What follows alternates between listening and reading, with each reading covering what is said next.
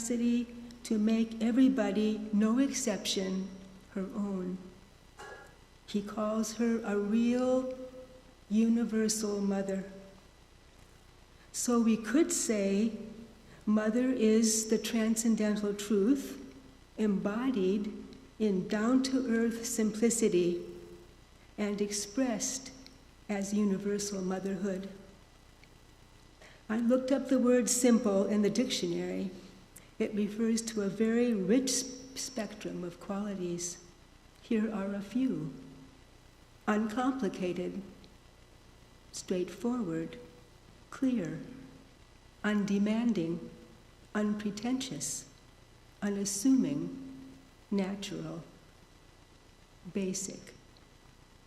All of these qualities can easily refer to Mother. Mother would encourage her disciple children to simply live in this world communing with God. She would thread the name of God through her endless daily routine tasks. And so, what we might call our mundane chores, Mother converted into a quiet absorption of worship. Japa was the heart of her daily life. She told her niece Nalini she was able to repeat the name of God 100,000 times daily in the midst of her incessantly active duties at Dakshineswar. Spiritual teachers say the name of God is the reality, the truth of God.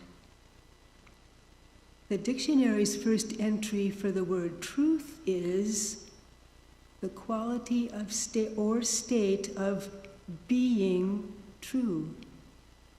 The first entry under true is in accordance with fact or reality. The truth of Sri Sarada Devi, her life is the simple fact of being true to her divine self. Ramakrishna had worshipped her as the Divine Mother and offered at her feet the fruit of all his spiritual realizations. He realized the true divine reality of all persons and the true reality of the whole variegated world. Mother was therefore true to the reality that Sri Ramakrishna saw in all living beings and in this world. We believe she is an incarnation of Divine Mother. Incarnation? From the one infinite ocean of divine being, from the infinite heart of this universe, the human forms of Sri Sarada Devi and Sri Ramakrishna bodied forth in our human world. We all have this infinite ocean of God, of spiritual light, within our hearts.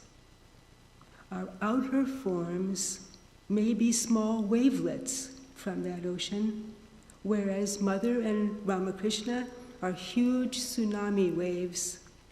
Still, the same water of life flows through us. Our need is to touch that water in ourselves and touch that water within what is right here before us every day of our lives, because that water is the simple truth of life. The incarnations and all the enlightened ones come to awaken us to the truth that we are more than just physical and mental beings. We are truly spiritual beings and need to deal with the world's physical and mental variety in a spiritual way. Simplicity and truth manifest in our lives as we grow in detachment and renunciation. These two big qualities of character are the seeds the spiritual teachers plant in us. Gradually, detachment and renunciation will fully flower in our lives as inner wisdom and outer unselfishness. Mother's life is so deceptively ordinary to our outward eyes. No exciting events, no big achievements, but our inner eyes bow down again and again to her life. We sense that we make things complicated and burdensome because we haven't yet trained ourselves enough in an inner approach to our lives. When we learn to detach from the surface of life, this mental and physical surface, we grow in detachment. We don't throw away our bodies and minds in the nearest compost bin. We learn to see the possibilities of how we can make use of our bodies and minds in a spiritual way. Mother taught her children to live life always relying on the inner ocean of God. She taught her children that every small detail of their life, including themselves, actually belong to God. God is the reality of everything in this world. This is the meaning of renunciation. She said the secret of happiness is renunciation. By satisfying our ego, our senses, in selfish ways, we cover our true joy. Mother instilled renunciation in both householder and monastic disciples. The everyday details of their outer modes of life were different, but at heart, all of life had only one purpose: to bring the God of our own hearts into our life. Mother's inner world was completely full, undivided. She could manage the infinite details of her troublesome and complicated household with keen, clear insight. She was totally and simply practical. Her life was a constant flow of meeting the needs of all those around her in the midst of persistent family demands. She ran her large, extended household with loving care and meticulous efficiency. She was also alert to the needs of her native village of Jairambati. Her same loving, alert attention to all is found equally in her Kolkata life. We no doubt have heard these examples from her life in Jairambati, but they can bear repeating. She arranged through Swami Sardhananda to have a well dug at Jairambati for the villagers so that the villagers could have clean drinking water. She arranged for a primary school to be started in Jairambati. A maid in her house had a grandson, the son of an illiterate farmer. She advised her maid to send this boy to school. He graduated from Kolkata University and became the headmaster of a large high school. Every year at the proper time, she arranged to have annual necessities bought from the local markets when they were at the cheapest rate. She had her disciples buy paddy during harvest season because it was the cheapest rate then. She directed a disciple to oppose the tax on her newly constructed house in Jairambati by clearly stating it was a religious institution. Before the rainy season, she arranged to collect firewood for cooking. She arranged to repair doors and windows and mud walls and thatched roofs of their huts. And she never wasted anything. Cow dung was collected for fuel. The wrapping from parcels was saved for the parings of vegetables and fruits. The foamy water from the boiled rice was saved and given to the cows. Leftover dal was given to beggars, and the remains to the cows. And wherever she lived, she was the constant unifying, mediating power of any community around her and of her large and troublesome family. The thing to notice here is Mother didn't feel that her countless demanding responsibilities were being imposed on her. They were a natural part of herself, a natural part of her life here. Ordinarily, we feel things and persons are external to us. We feel external causes push us and pull us so that our minds remain scattered and not peaceful or focused. Mother's life teaches us to open our understanding to non-separateness. There is nothing outside ourselves to control us unless we yield to being controlled externally.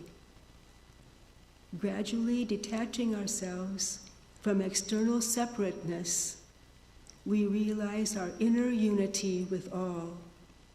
Our minds become free to center ourselves in our own individual purpose. We feel unified, we feel whole, integrated, and can then move freely through the varied situations of our life and our contacts with others. Mother's life shows us that inner unity will unify us with everything and everyone around us. This outer world is the world of concrete distinctions. That is the fabric of sense experience. I am actually separate from everything and everyone else. The simple truth is we don't need to live only in the senses. We need to touch the unity in and through all the separation that our senses bring us. Mother is the living example before us, experiencing in life the inner spiritual unity permeating this universe.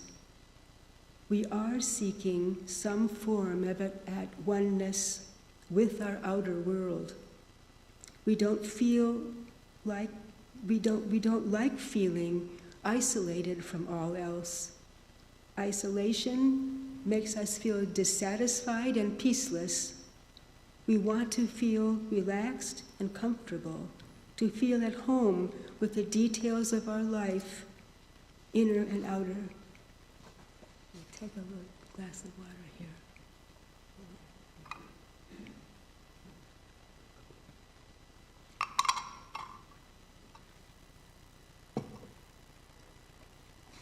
Mother said contentment was the greatest treasure. And the key to that contentment is finding unity in where we live and in the people we live with and in the work entrusted to us. We see Mother rising every morning around 3 o'clock, quickly finishing her physical needs and spending the early hours in meditation and japa.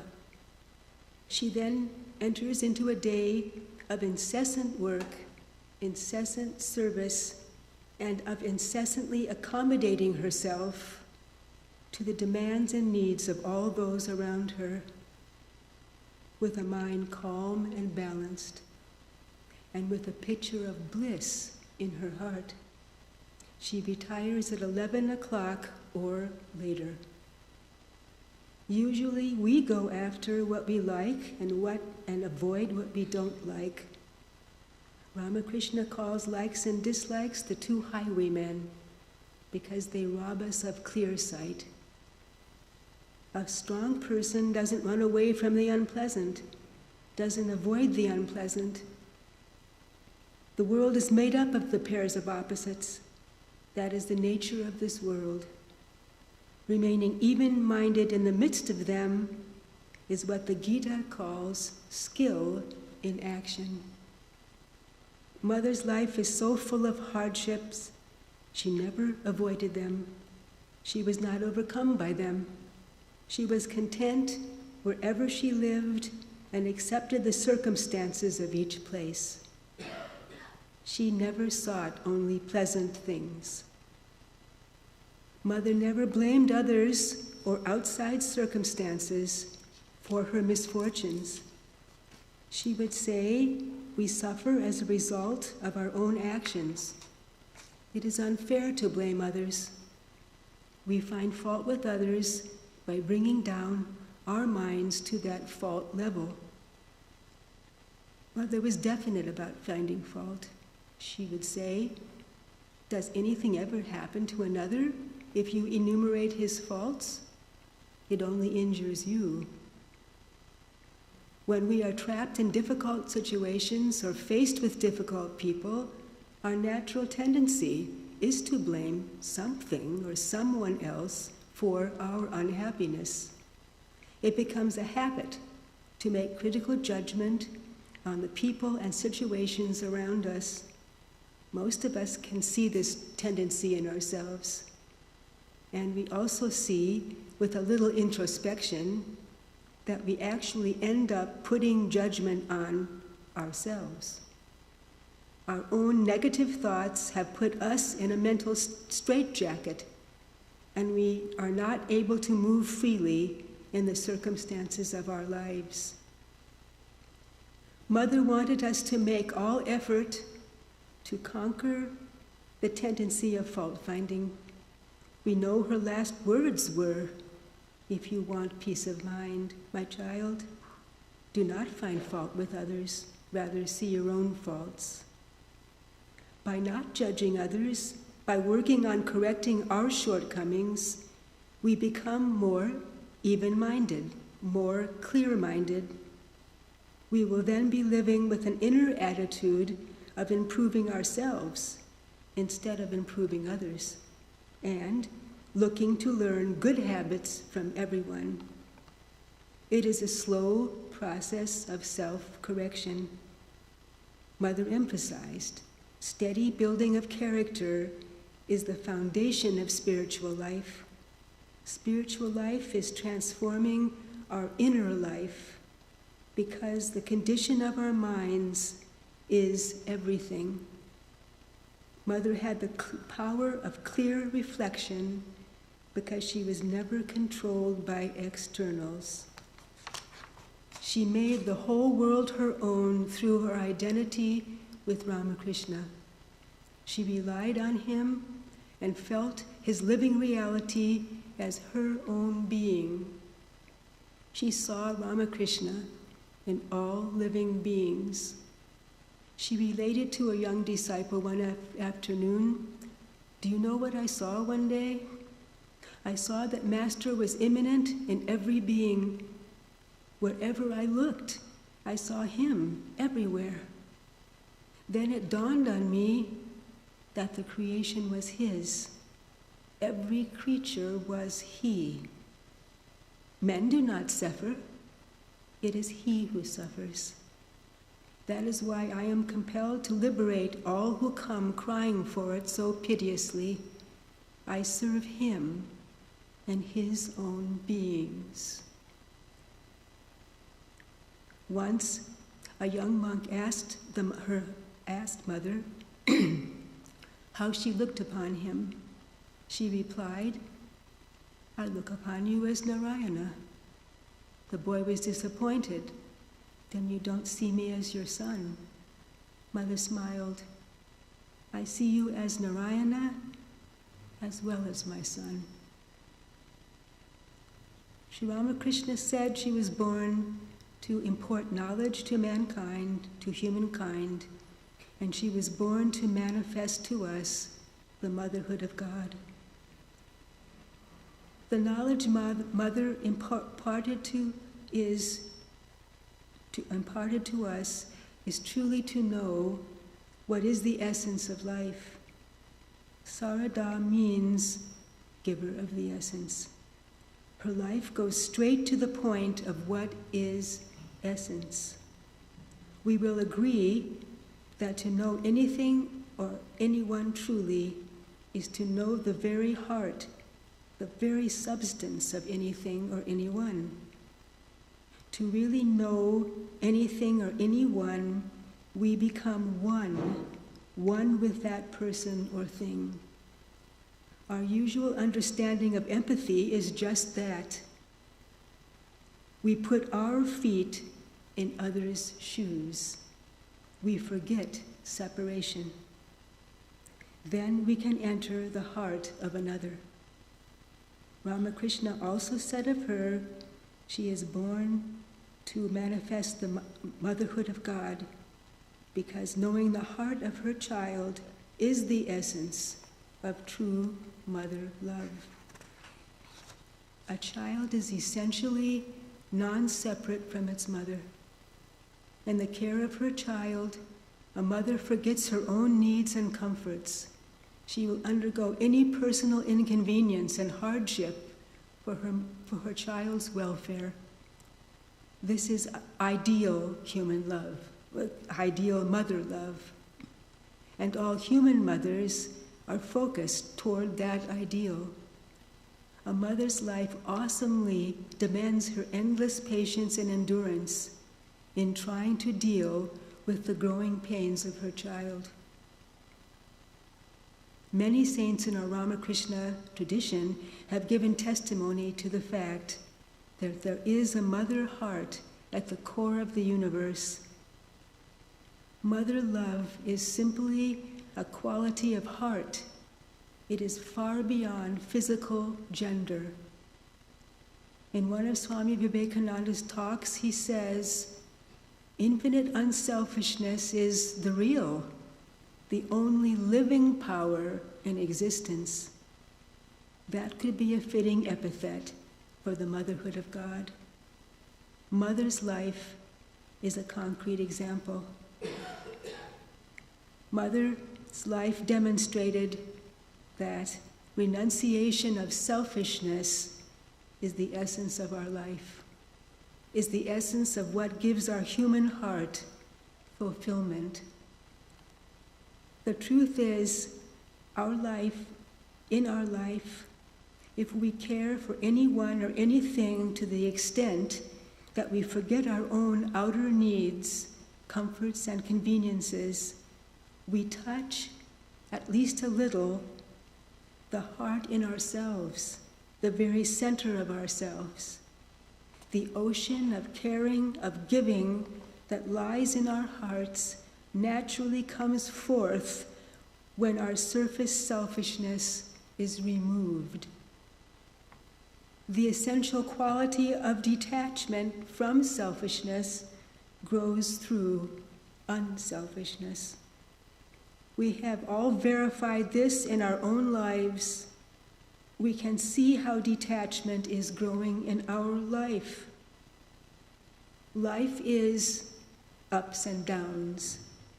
They teach us not to be choosy what we want every moment. Life never gives us what we want all the time anyway. For our equanimity of mind, we grow in accepting this. We grow in patience and endurance. Good things come, bad things come. We learn not to immediately dance positively or negatively to their tunes. We learn not to fight suffering. We feel we may as well accept the fact that suffering is a part of life. So we gain an inner calmness and balance, no longer controlled by our old dislikes and likes. A tangible sense of separation from our physical and mental ups and downs grows in us. We feel more and more separated from physical suffering, hunger, and fatigue. They no longer reach us with the same intensity, and our mental desires for wanting to gain something externally and our fears of losing what we have gained, they're no longer so strong. We are slowly extracting our inmost being from our outer being. The teachers say, as the conscious light of the ego I becomes gradually free from attachment to mental and physical conditions, we begin to sense we are spiritual beings. In Ramakrishna's terms, we are evolving from our unripe ego into our ripe ego. The Mundaka Upanishad begins with this question: what is that one thing by knowing all this becomes known? Is there just one thing, one knowledge? One knowledge that brings us the substance of everything and everyone? We don't usually think this way. We have a habit of working through a lot of varied complications, feeling that is what makes things stimulating and interesting. If things aren't complicated, they are sort of boring. Mother's life shows us the one thing to be known is not boring. The Taittiriya Upanishad speaks of it as the spiritual ground of our life. The word used is the rasa of existence, the meaning, the substance, the flavor, the vitality of our being. It is the essence of joy. The Upanishad asks, who could even breathe if this blessedness were not in the air? And continues, becoming grounded in this invisible, unutterable identity, transcending the small, separate self, we become fearless and know what true joy is. That one knowledge, that rasa of life, is oneness, is love. In our human life, love is first confined on the level of physical and mental human relationships. We gradually learn through experience to bring more and more unselfishness into our human relations. Our understanding matures and deepens, our emotions mature and deepen. There is a section in Swami Saradeshananda's beautiful book, Mother as I Saw Her, called Love as the Sustaining Principle in Life. In the Swami's early years, he was the boy Gopesh who served Mother in her village of Jairambati. He daily witnessed Mother's relations with all manners of persons and saw how she effortlessly accommodated herself to all, how she actually became one with each.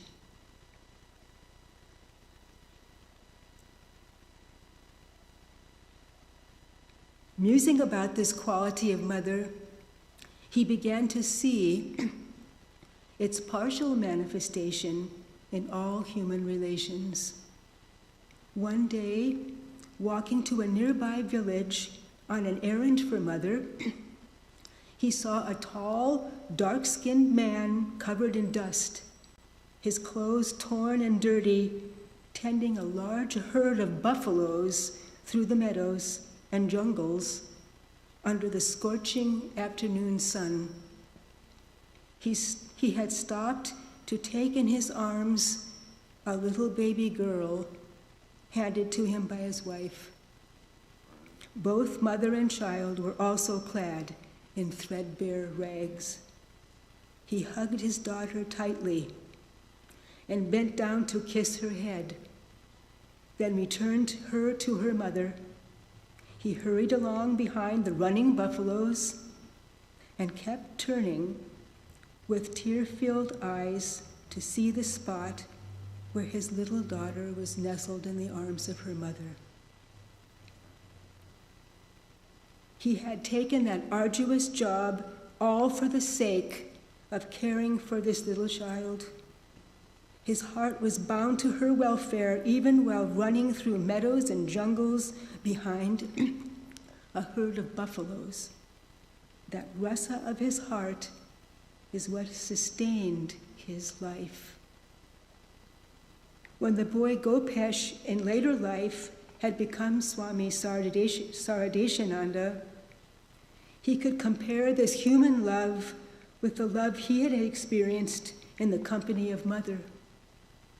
The love of that poor herder of buffaloes for his child through the years would need to grow, to evolve. His daughter would probably sooner or later leave her parental home. He would need to feel joy for her happiness in her new home. To whom did his daughter really belong? Gopesh had received Mother's love. As a boy in his teens and as a young sadhu, he had experienced the fact that her love had no need to grow. It was full in itself. Human love is of the same substance as divine love, but begins with restricting that flow of heart to the outer physical and mental forms of a few persons, and then gradually expands and matures to deepen and feel that deeper substance of those same persons. In the case of Mother, she was the full rasa of life, she was the full rasa of existence spoken of in the Taittiriya Upanishad. She was literally the embodiment of the rasa of life, the essence of life. She was born to exemplify that essence to us. Mother's life was absorbed in Ramakrishna's being.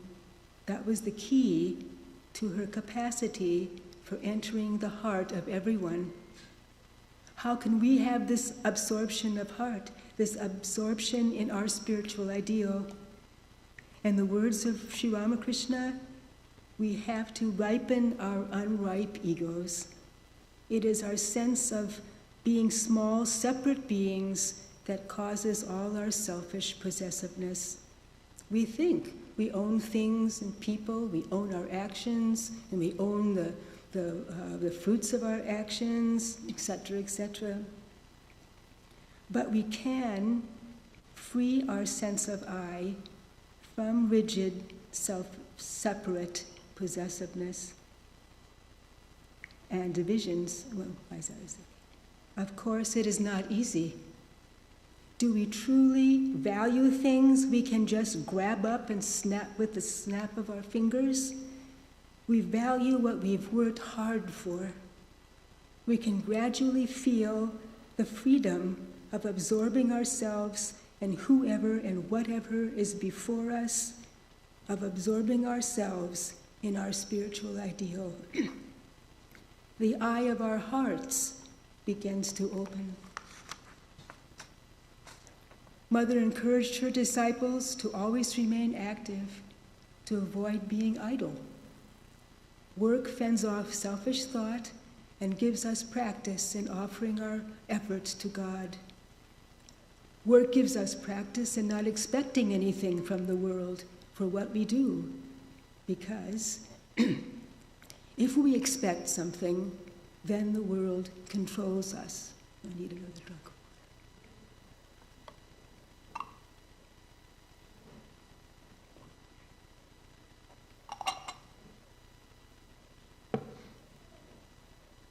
As Mother said, we ourselves belong to God, and what we call our own belongs to God. She gave a homely example of Ramakrishna's. He watched the ducks floating in Kamarpakur's Haldar pond. They would come on land and shake off every drop of water on them.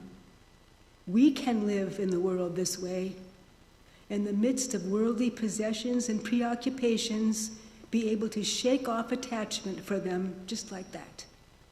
We live in the pond of this world, but our divine ground underlies the pond and is all around the pond.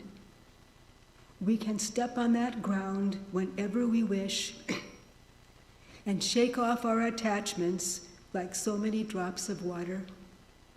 We will be like a lotus leaf, unaffected by the water of attachment, as Sri Krishna tells Arjuna in the Gita.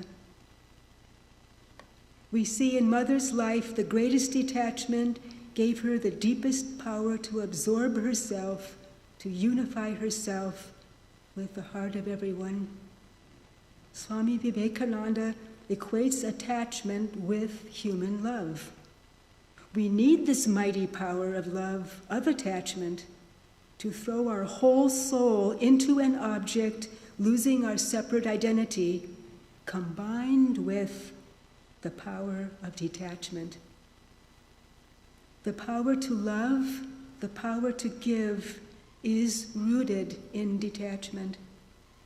Mother could attach herself fully to any work, to any person, to any situation, and remain non-attached. Without personal possessiveness, without a selfish motive, our work is free. We can handle anything, take responsible care of anything, knowing nothing belongs to us, knowing that everything and everyone in this world belongs to God. We can then have the power of truly giving to others, seeing the needs of others, of caring for others.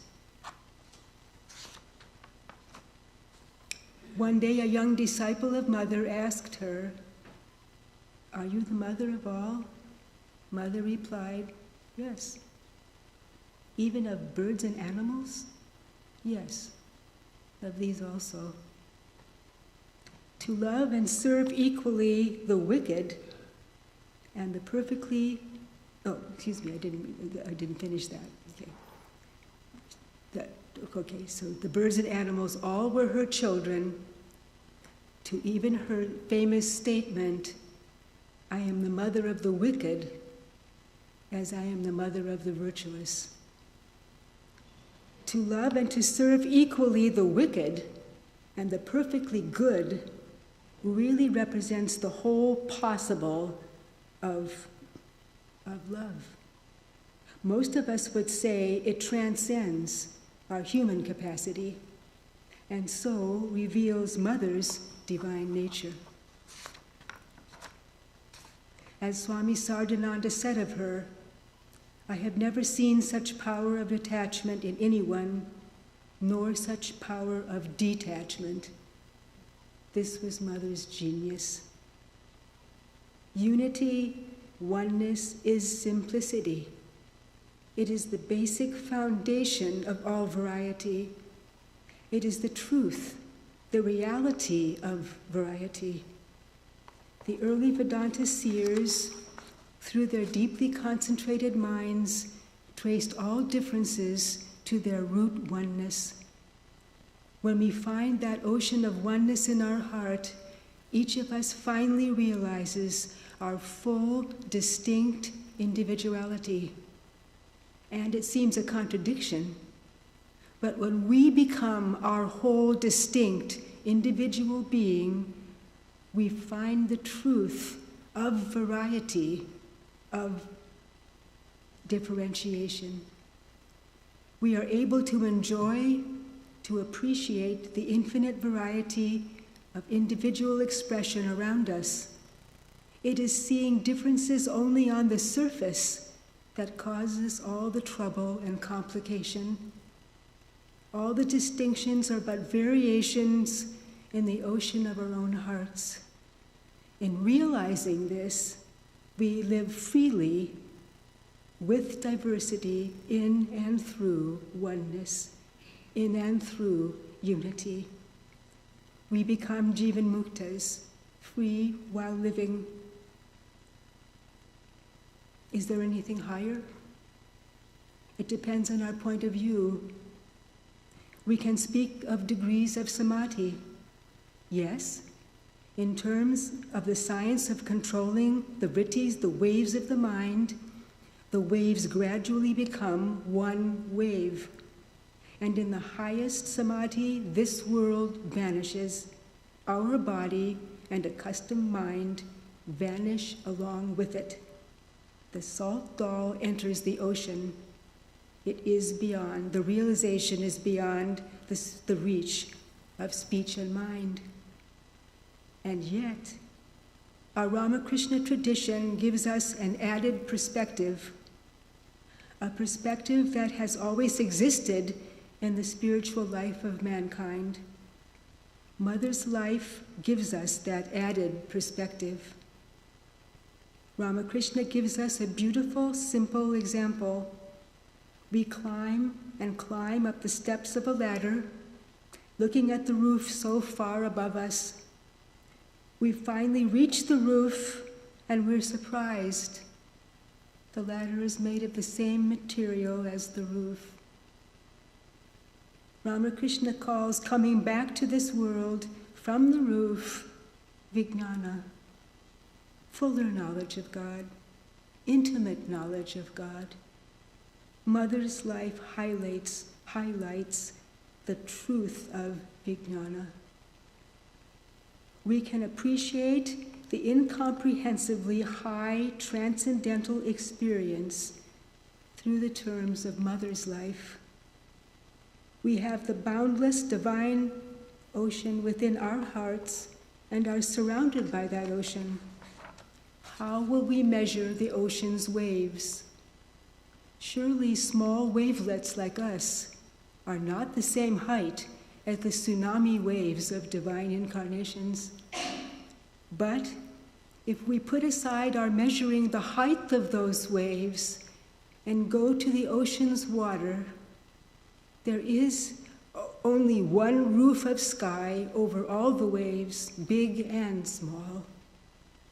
And from this standpoint, we can also appreciate the difference between the big waves and the small waves. Mother's life is giving us this living water of oneness, of unity, of the one reality of all the waves. We will remember the senior Swami's quote at the beginning of this talk. He said Mother had swallowed the transcendental experience and manifested it in her simple, highly spiritualized life. Mother's extraordinary, yet simply ordinary example of everyday living is our heritage. In closing, here is an enchanting scene among the hundreds of enchanting scenes in Mother's life, giving us a portrait, a living portrait of how the transcendental can come to us in our human terms. This scene was witnessed by the future Bharatiprana, the first president of Sarada Madan Mission. Radhu, Mother's troublesome niece, had behaved very badly, and Mother had had it. She warned Radhu, "I am going to give you a thrashing." Radhu began to laugh and ran away laughing as Mother ran after her, her hair flying behind her. Finally, she caught up with Radhu and, taking her by the shoulders, lifted her hand to give her a blow. Then Mother saw Radhu's joyful face. That face prompted Mother's inner divinity to come forth. The ocean of divine unity that was Mother's true nature immediately came forth. She began to laugh with Radhu. The hand lifted to punish landed on Radhu's back with caresses. We know Mother's last words were, "I tell you one thing, if you want peace of mind, do not find fault with others. Rather see your own faults. Learn to make the world your own. Your own. No one is a stranger. My child, this world is yours." And that's the simple truth. Now I think we have this.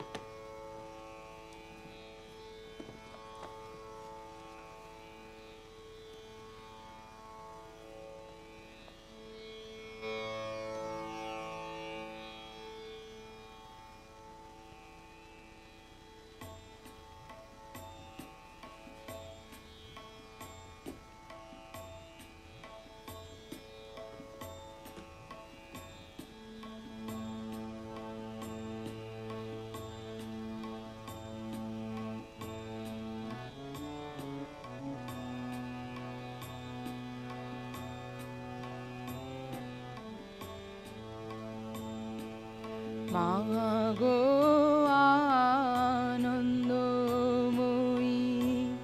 নিরানন্দ করুণা মাগো আনন্দময়ী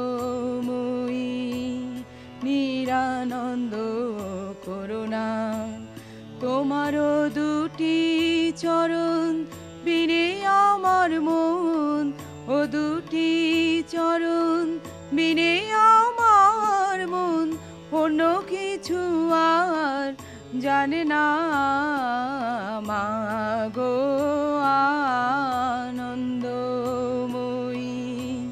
নিরানন্দ করুণা মাগো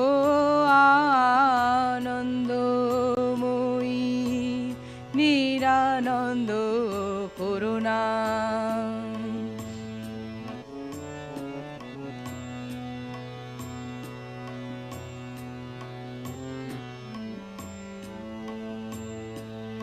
ভবানী বলিয়ে ভবে যাব চলে মনে ছিল এই বাসনা ভবানী বলিয়ে ভবে যাব চলে মনে ছিল এই বাসনা অকুল পাথারে ডুবাবে আমারে অকুল পাথারে ডুবাবে আমারে স্বপ্নেও তা তো জানি না মাগো আনন্দময়ী নিরানন্দ করুণা মাগো আনন্দময়ী নিরানন্দ করুণা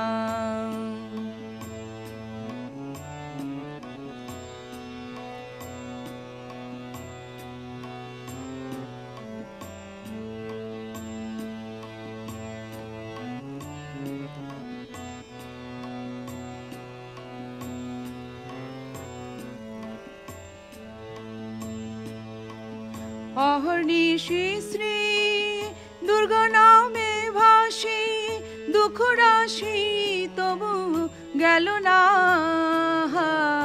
অহর্নিশি শ্রী দুর্গা নামে ভাসি দুঃখ রাশি তবু গেল না আমি যদি মরি অহর সুন্দরী আমি যদি মরি অহর সুন্দরী দুর্গা নাম তো কেউ লবে না মাগো আনন্দময়ী নিরানন্দ করুণা মাগো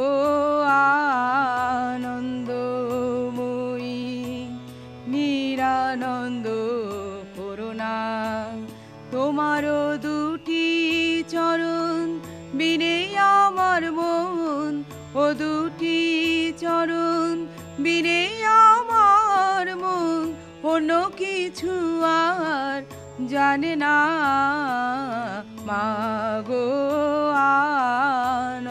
আনন্দময়ী নিরানন্দ করুণা মাগো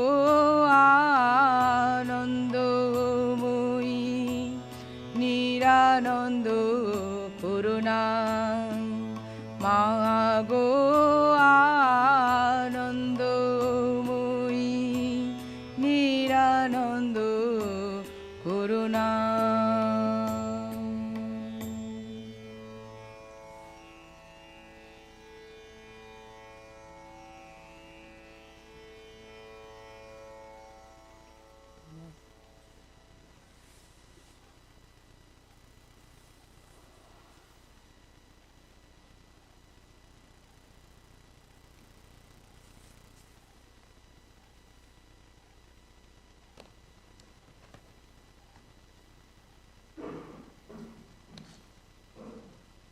The subject for next Sunday is Reminiscences of Swami Shivananda by Swami Ashokananda, minister in charge of this center from 1932 until 1969.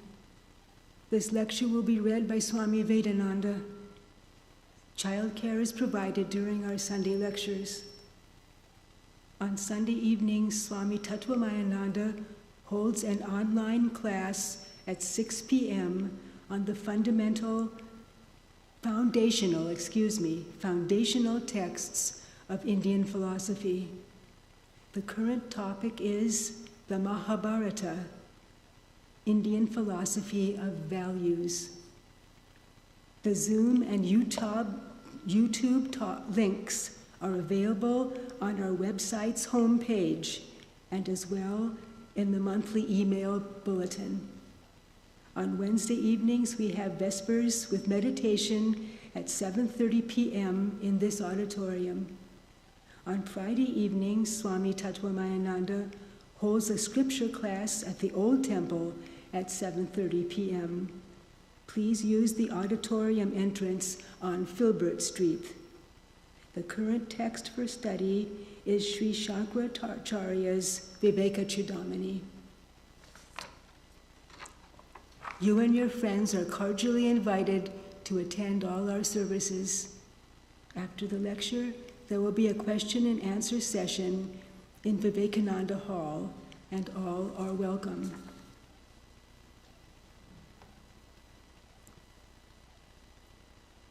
Mother Saraswati, please be pleased to remove the dullness from our hearts and endow us with keen and tranquil understanding. Om, peace, peace, peace.